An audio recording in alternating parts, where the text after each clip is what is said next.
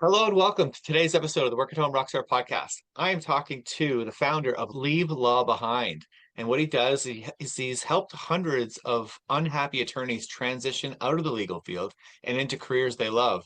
That is super cool idea. So you're taking them out of law and putting them somewhere where they can use transferable skills. Very excited to be rocking out today with Casey Berman. Hey, Casey, ready to rock? I am ready. Thanks for having me. Awesome. So we always start off here in a good note. Tell me a story of success that we can be inspired by. Yeah, thank you. Well, great to be here. Great podcast. Love what you're doing and inspiring people to work from home or think differently. And I Mhm. know I was inspired many years ago to do that, and have been doing that for a while now, and I love it. What really inspires me is to be able to help, to be of service. To kind of witness this great change, and I really just inspiring people uh, to have the courage to trust the process and to make this change essentially. And that change is getting out of a job, a lawyer job. And I help lawyers and non-lawyers, but to get out of this job that they just don't feel aligned with, that they don't like, they don't care much about. A lot of people, and many people probably listening, feel the same way. And so just last week, I got a message on LinkedIn from a Leave Law Behind member who said, literally, I'm quoting, "I just wanted to thank you, Casey. The unique genius exercises, which I can get in more detail, you taught me, really helped guide me to finding my path. I'm doing things different. I'm in a much more fulfilling way." And spoke last week with another Leave Law Behind member who was in litigation. I mean, fighting courtroom stuff, right? Litigation, fighting back and forth. And now she is in the role, a total non-lawyer job of learning and development. She essentially is a professional development, and she helps people she's kind of a coach within the company to help people. And this is extremely important because companies are hiring people, they're investing in people, particularly younger people. And the last thing you want to do is have someone get burnt out or not align with the culture. So she loves it. She loves what she's doing. So it's really just a privilege for me to play this small part and help these unhappy people, unhappy lawyers, unhappy non-lawyers, find a job they're good at, they enjoy, their skills align with, and that pays them well. So it just was really great getting that message last week. Really cool. Well, and you know what? I mean, like you said before we started this interview that watch TV shows about lawyers and it seems like they're having so much fun. But I imagine that there's probably not everybody that feels that way, and I probably law might be one of those occupations that maybe you get pushed into. You think there's a lot of money there. Like, why do you think people end up as a lawyer when they shouldn't be? No, it's a great question. And let me first by saying, being a former lawyer, let me have my disclaimers. The world needs lawyers. So I'm Yeah. not bashing lawyers. I'm not bashing law or anything like that. There are people out there. I have good friends who enjoy law. They like their law practice. And the world needs many of them. We still need good lawyers who care about their clients and so on. That being said, to what you're getting at, there were many people, myself included, who went to law school not necessarily for the most aligned reasons. We did it, and it crosses ethnicities, religions, geographies. It's not just a certain sect of people. We went because we just didn't know what else to do at age 22, 23, 24. We went to please our parents. We went because of what we saw in the movies. I'm 51, so LA Law and all of that in the 80s, and I know every decade has their own lawyer show that inspires people to go. But really, the law is my business partner at Leave Law Behind. He talks about how it's really, in many ways, is glorified paper pushing. And a lot of people just don't want to do that. And it's very reactive, and you're putting out fires, and there's health issues. If you look at the stats of burnout and alcoholism and drug use, and, for me, it was very reactive. And I had the job when I was in-house counsel. Before working from home and for myself, I worked for many years for companies. And I love the company. It was a great experience, really gained some great muscles professionally. But it was very reactive. I wasn't really being able to be proactive, to be creative. I was just putting out fires and reacting to things, which was great. I learned a lot. But there came that point, I don't want to do this much anymore. I want to create Yeah. stuff. I want to do something else. And that was just my personality. And so I realized that I just wasn't aligned. And I think a lot of people go in. Yeah, you could go so far as to say they went for the wrong reasons to law school. It was a mistake to go to law school, and that's okay. We all pivot and make those changes.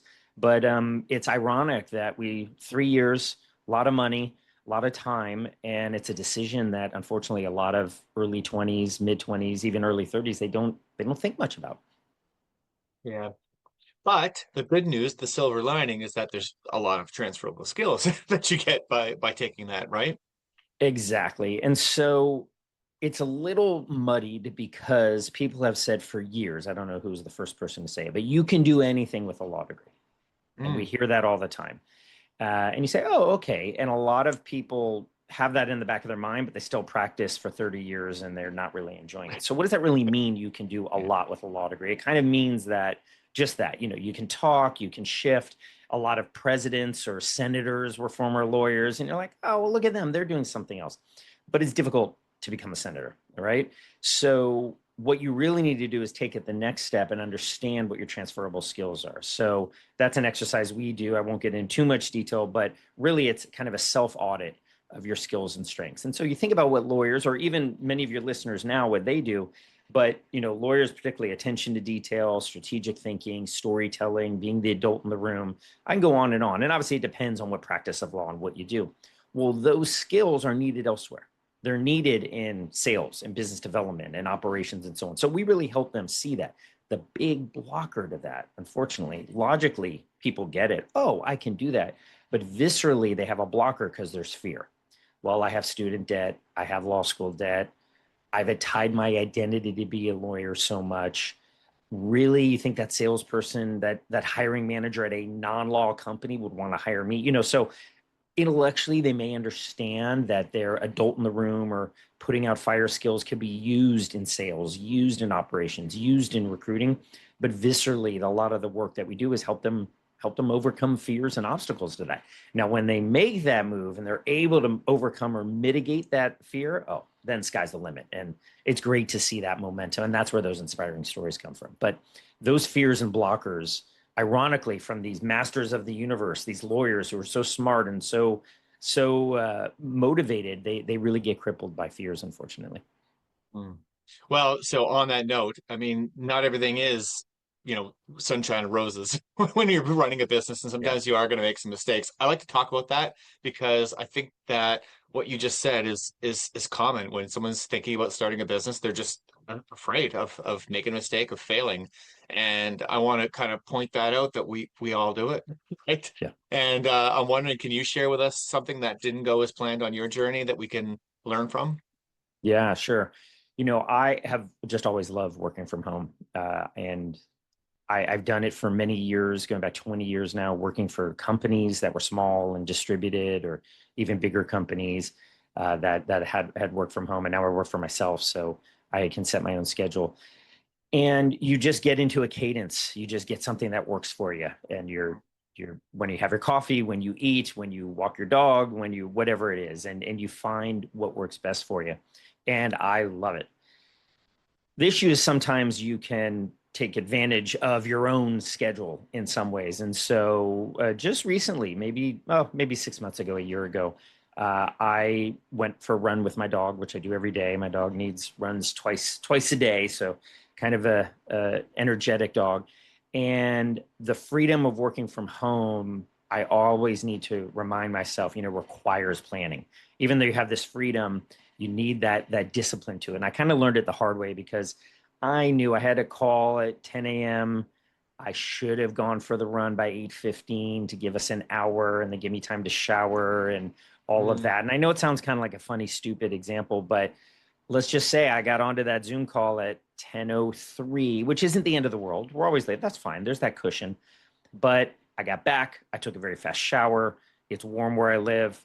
I was perspiring a little, and I didn't have the fan or the air conditioning. Needless to say, kind of a funny, stupid story, but I am on this screen with this person, and faces glistening, and I'm just not prepared, right? And he could tell, and it wasn't the end of the world, but it was fine. But I wasn't the best, and I felt like it was disrespecting of his time. So again, not the end of the world, but I was kicking myself after. We're all very hard on ourselves, and really the broader picture was that this flexibility of working from home is great. I love it. I wouldn't trade it for a thing, but there's that structure and there's that discipline, and you just need that. And then I want to extend that to other things, to deadlines or deliverables. Don't turn it in at the last minute, right? Give the stakeholder that you're working with 3 days to look at it, even if it's early, even if you look like a little goody two shoes sometimes. Communication, right? Like sometimes I'll go a little bit overboard now and just, hey, I'm going to get this to, just so you know, I'm working on it. I'll have it out by 4 p.m. Even if someone doesn't ask for it, I want to throw it out there because you never know what people are thinking. So that's something that working from home, you don't have people around you. You don't have the office. You don't have people looking over your shoulder.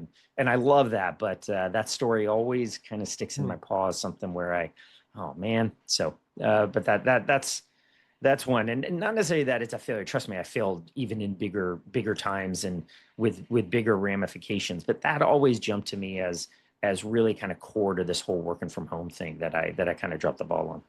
Yeah. Well, I mean, it's a great story, and think that anybody who's been working from home for any length of time is gonna relate to. Because I mean, one of the things that's really an advantage, like you say, is that flexibility, right? I mean, it's part of the Yeah, reason why probably most of us started our business is because we wanted to be a little bit more flexible. But on the other hand, if you don't have some sort of routine, then things just kind of get away from you. And next thing you that's know, right. you're late for all your meetings. And, like you said, it's not the end of the world. You're your own business, and people tend to be understanding of stuff like that. But on the other hand, like you say, it imagine how much better they would think about you if you were prepared and if you did, do some of the things that you mentioned, right? And my dog didn't care. My dog had his run and her run, and so my dog was fine. And it wasn't. The more I think about it, it wasn't that I was 3 minutes late to a Zoom meeting. That's fine. You have that buffer. And imagine in the offices when you're walking from conference room to conference room. So that was fine. 8 minutes, 10 minutes, that's a little bit too much. But we all know there's three Yep. to 5 minutes. It was when I got on there, just my appearance, right? I was glistening. He could tell I was doing something right up to that, and Yeah. that I was rushing. Again, not the end of the world, but it just broader was teaching me that to literally it's time. Just it's math, right? Just give yourself 10 more minutes, wake up 10 minutes earlier, and you'll be fine. So Yeah. It's just so ironic that like you say, we start our business thinking that we're going to have all this flexibility, and then we end up creating all these rules on ourselves. it's funny. But the, But the interesting thing you just said is there are rules, right? yeah, There are rules. So that's the good thing I like is that you can wear your sandals in the office, or you can wear a nice shirt with shorts on, or what jeans or whatever your shtick is. They're your rules. So that's what's really cool about it. yeah, and that's a really good point too. I mean, if you're the person that wears a Hawaiian shirt to every show, it's just, that's your brand. I mean, That's your you can brand. do whatever you want. I mean, you don't have a That's your brand. boss to tell you that you can't wear that Hawaiian shirt. You could do That's whatever, right. right? Exactly. So that's the thing. And then like probably the next thing would be to lean into it, right? Why not? Yeah. It's Yeah. your brand. Exactly. Exactly. So let's talk a little bit about the home office, the jam room. I mean, Hmm. you've been working from home for quite a while now, and you know, there are some challenges with Yeah. setting up a good workspace at home. And I'm wondering, what do you have going on for yourself? Yeah. I love working from home. As I mentioned, I will say that based on my homes, and I love my home and a previous home that we were in, but I have never had that dedicated office with the mahogany desk and the big window looking out and all of that. I've never even had the small spare bedroom where I could kind of make it my own. And we live in a bigger house now, and even then, just the configuration of it, I don't have that. So I do think I'd like something a little bit more dedicated in that way. And I think if anyone's working from home, if you have that spare bedroom, or if I'm not very handy or carpenter at all, but if you can build an add-on, or if you can build maybe a mini house on your property or something like that, it goes such a long way to just have Mhm. that dedicated spot. I do have it. Office I'm in right now is dedicated, so I do have that place where I've got my monitor and I have everything and everything's around me. It's a nice room. It's not the configuration I would exactly do, but it works, right? So in a way, I should stop complaining. I do have that dedicated room, but it's not exactly how I would build it if I could myself. So that's the one drawback that for some reason I've had. Maybe I need to make millions so I can buy even a bigger place and do something. We'll see. But really, then I'd probably just have more problems. So, but I think what's great about it though is the flexibility I've had. So I go to my office where I have privacy, where I can speak to you like this without my dog or kids running in. But then I'll tell you, I take a break. I go to the kitchen table when the family's not around in the middle of the day, and we've got some bigger windows and the light comes in, and my dog and cat are there and they can come up, right? And the kitchen's right nearby. And then there's an outside area. And so I mean, I love sitting. We have kind of two decks, one on the front, one on the other side. And I sort of think of like living, working on this spot as my 3 p.m. to 4 p.m. And then I can come later to the spot. So I love the flexibility of moving around the house in a way. It can kind of get annoying because like, oh, I got to take my laptop and, here's my bag. But at the same time, and where's the plug? And, oh, I forgot my plug. I got to go get it. But I really like that flexibility. Also, what it does is it breaks up the day for me. And granted, I get out of the house. I do leave my house. But oftentimes I don't. I'm here for a while. And so, I do this from 8 a.m. to 10:15, go get a cup of coffee, go get a snack. Then from 11 here, I'm somewhere else. So I really like that idea of kind of bouncing around the house, bouncing around your property as ways to kind of break up the day and give me that mental break. And then a good 30, 45 minutes, you change. Now my mind has rested and now I'm moving on to my next project I need to get done. And where earlier I was like, oh God, I got to get that project done. Now I'm refreshed, cup of coffee, water, new environment, and I'm able to dive into it. Yeah, that is a big thing that I do too. I walk around a little bit. I don't necessarily work in other rooms, but I like to go outside for a little bit, just to break up the Mhm. monotony of it all. Yeah. Yeah, that's awesome. So uh, when you did not have a dedicated office though, because I think a lot of entrepreneurs when they first get started, especially maybe they just don't have a room that they can put in. Like, Yeah. do you have any solutions for that? Like, how do you keep the kids away from you and all that stuff when you're in that situation? Yeah, it's very hard.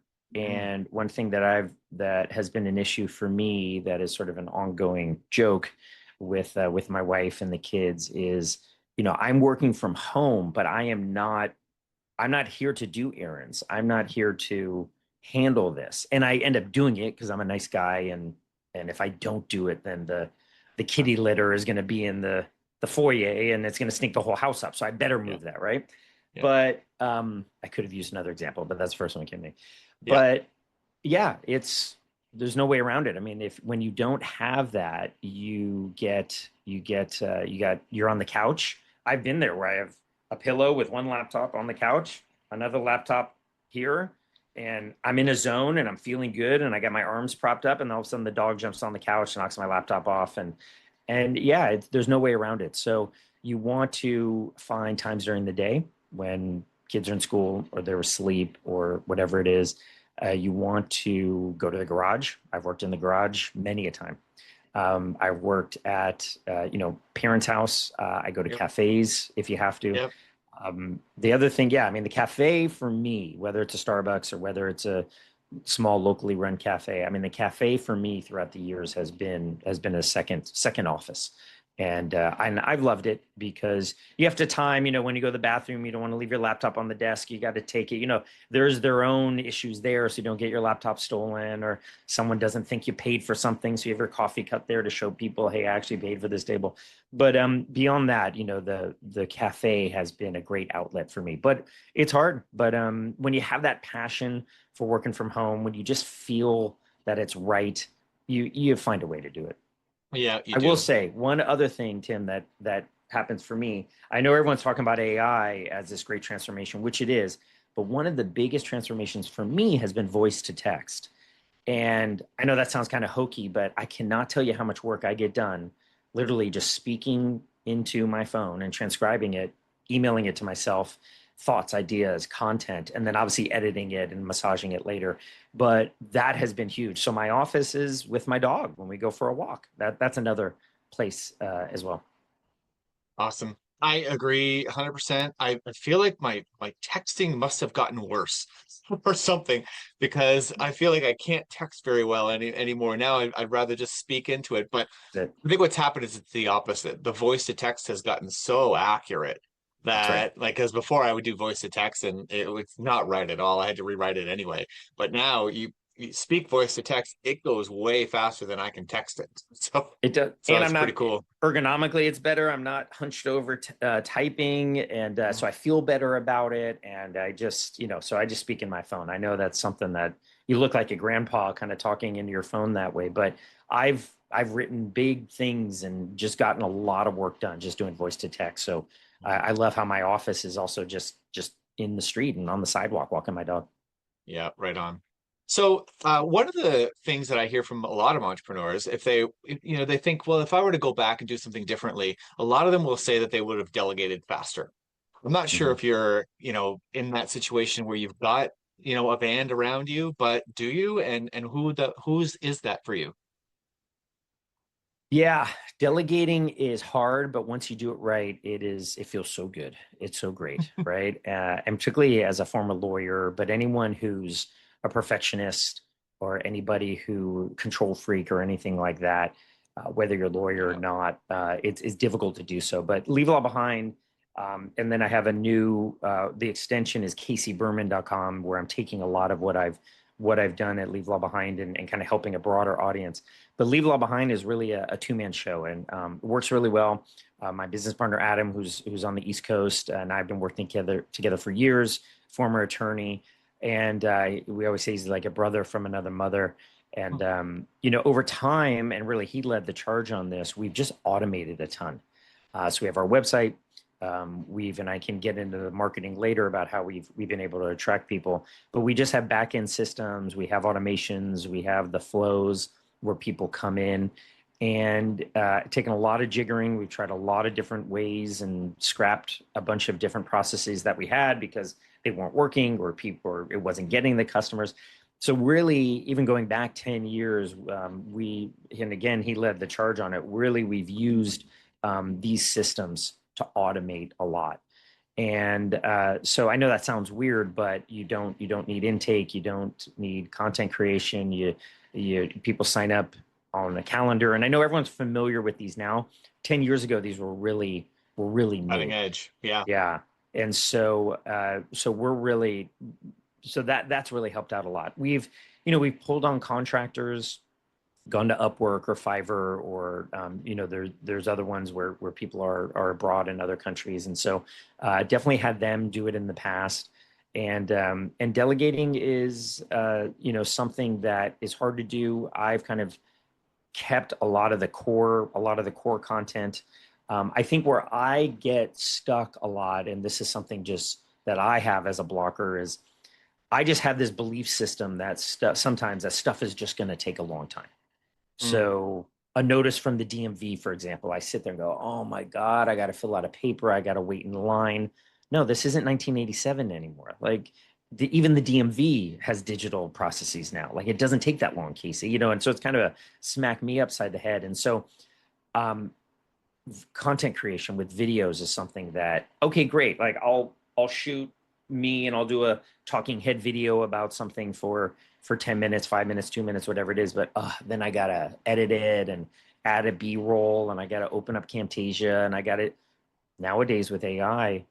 You want to choose tools that are right. You don't want it too hokey. There's all these tools out there. So once you find the tool though that really aligns with you, it can do it all for you. So I've really seen Wow. kind of this digital transformation with systems and so on. And now, AI is really helping with some of the things that I know were always something that I procrastinated on. So I've delegated to processes in the past, and now I think AI or content creation or just things that are doing things faster, you can really delegate to now, and you don't really have much more of an excuse anymore to not work on your own if that's what you want to do. That's awesome. Yeah, and I'm glad you mentioned it that way because I'm the kind of the same thing. I've gone to people and then pulled that back and gone to tools. Because That's a great way to say it. the tools are getting so good. Yeah. Like you say with AI especially. I mean, geez, some of these tools will do what a person can do. And of course, that's freaking a lot of people out, right?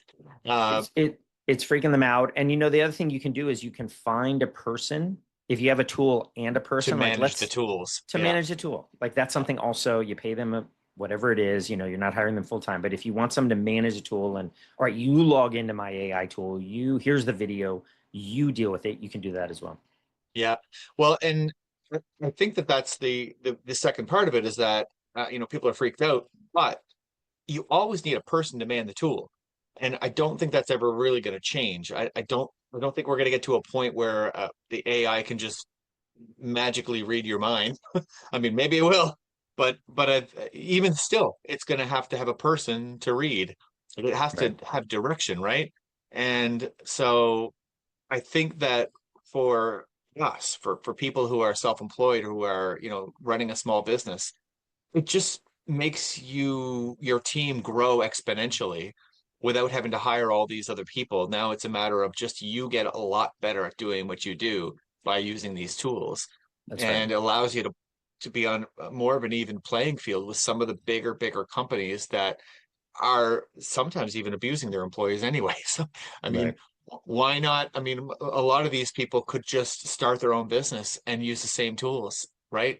Like, Yeah. why are we worried about AI taking jobs when AI can give you a job, right? That's what I was thinking, and you framed it perfectly. I mean, AI is going to be big for the big companies, and all the power to them, and that's one thing. But for a lot of people, I really think that whether it's AI, whether it's just technology and automation and so on, the new job is working for yourself in many Mm-hmm. ways. And I have a friend, my daughter just graduated high school. His daughter is a senior and going into senior high school, and he said, I don't really know what to tell her, what job to pursue as she's thinking about college and so on. Yeah, And yeah. so it's a tough shift that we're going through now. But what I really think is interesting is that now is the time to really think about that, how you can add value through a business, through entrepreneurship, through a side gig, through a side hustle. It's not like when Earth was formed, it's not like someone came here from some distant planet and brought everything here, brought bubbly water and brought gummy bears and brought tools and brought technology and wires and microphones. It's like, I love gummy bears. Haven't eaten them in a while, but first thing came to my mind. Like it was all created here. It was all Yeah. created out of this earth, in literally or figuratively. Well, so it's not like there's a finite number of jobs or roles or ways to add value in this world. It's not like someone needs to deliver a bunch of new jobs to earth. We can create those jobs, and you can create them by just kind of finding what's important to you. It takes time. You need to pay your bills, may need to be a side gig on the side while your day job pays. I get it. Like you have to go through those steps, but in many ways going through those steps over a few years is that way to really trust the process and to create it. But I think you're 100% right. Like if there's ever an impetus to really get people to work from home, try their own thing, this time is it. Yeah. Man, I think you're hitting on the core of why I even created this podcast in the first place, right? Yeah, Because no, it's great. because I mean, I remember like I used to be in high tech. I used to work as a software developer, and this was 15, almost 20 years ago. And jobs were disappearing. They were going over to China, and company that I was working for declared bankruptcy. And I mean, so the the the situation that people are experiencing right now about jobs disappearing was happening to me then. And so rather than going to look for a job, I just created my own. And I think that's where we're at again, right? And only it's at a much larger scale. Lots of jobs are disappearing or just moving around, and people are not, it's just a mindset issue. It's just a mindset that we have to change from, oh, I need someone to help me. I need someone to do this for me. I need someone to give me this job. When you can just create your own work, there's lots of people out there that are looking for something, and there's tons of skills. I mean, you mentioned transferable skills in law to take somewhere else. Well, no matter what experience you have, I guarantee you have a skill. You have something that you can offer Exactly. value to someone else. I guarantee it. Everybody does. And so it's just a matter of figuring that out and then getting into the next topic that I want to talk about, which is how to get fans, right? Because I think that what we're all going to have to learn how to do, especially if we want to get into a self-employment thing, is that sales aspect of it, which is not necessarily what people have been taught in school. I mean, we don't really learn communication and sales skills in Right. school, which we should, right? But Right. I'm wondering, like, what about like what do you do? How do you get fans in your business? Yeah, and I'll touch on that in one sec. I just wanted to pick up on one thing you said. And I do want to say for many people who are daunted about the entrepreneurial journey, I stay at the company. Companies are great. They're great places to work. You learn a Uh-huh. lot. You have the security. Stay at the company. Maybe create something on the side, a passion project, assuming that's fine and cool with the company that you work with.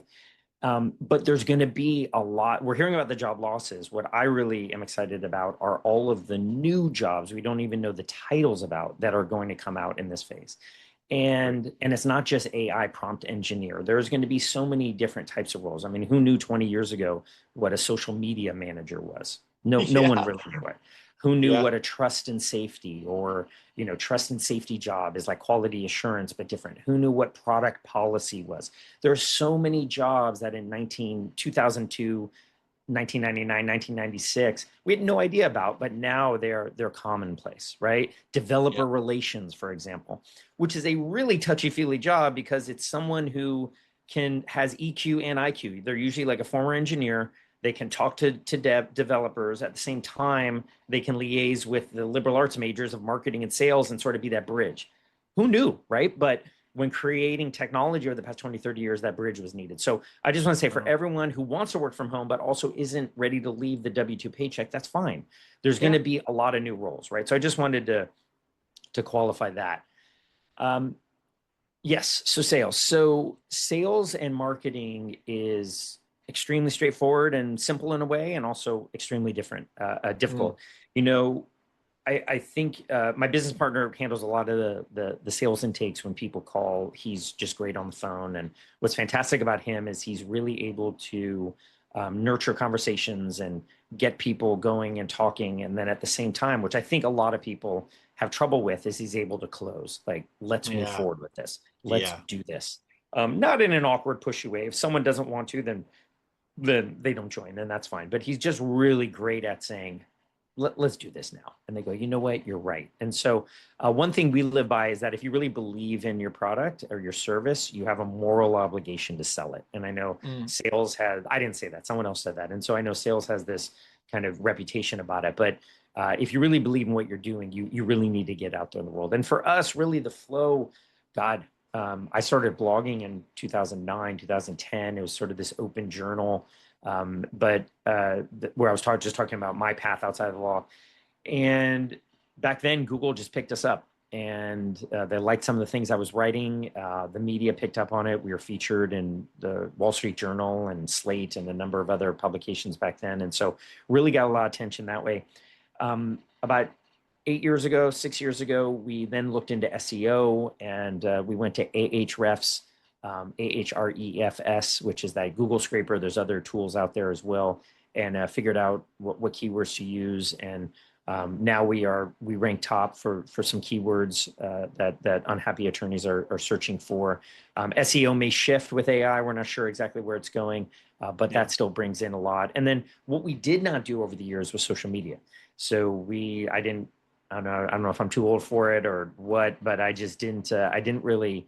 I still am not really big into social media and posting pictures of myself in places of the world or whatever.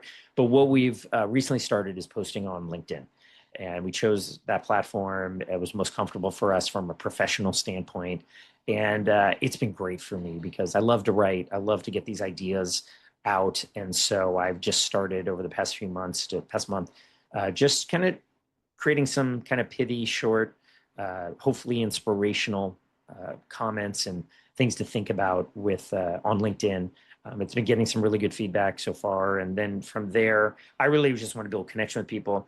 Just like you on this podcast want to raise awareness about how you can work from home, I really just want to raise awareness for people that, particularly unhappy lawyers, that you're not alone, that there are other people suffering, and that there is a better way. And then, of course, when the time's right, we kind of funnel them into funnel is the wrong word. We sort of direct them and make them aware of the opportunities that we have. And then if they're interested, we can do a consult call with them. So that's kind of the flow that we've done. We've tried to keep it authentic and just who we are. And I like to say a lot of the free stuff we provide is extremely helpful for people as well. That's kind of the bar that we set for ourselves.